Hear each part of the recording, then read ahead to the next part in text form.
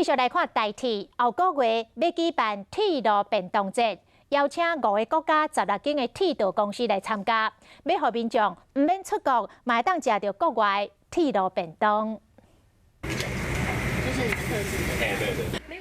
红火麻片起来真香，摕来做配菜。这是伫台北车头举办的台铁铁路便当节，就使买到的紧急电梯所推出的便当。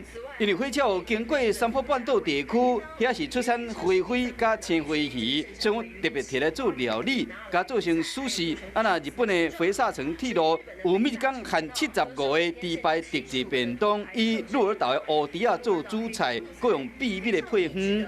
等于是各国便当来台湾大车拼。好，在台湾的部分有台铁跟林务局作为代表，在我手上的这个就是台铁推出的马告鸡腿便当，而林务局的非常可爱，它打开来呢有3颗饭团是不一样的口味，而今年呢台铁便当节他们一共邀请到5国16间的铁道便当来分享他们的经典料理，在11月1号就可以品尝到了。是到咱的乡亲，就使食到来自各国无同款的便当滋味。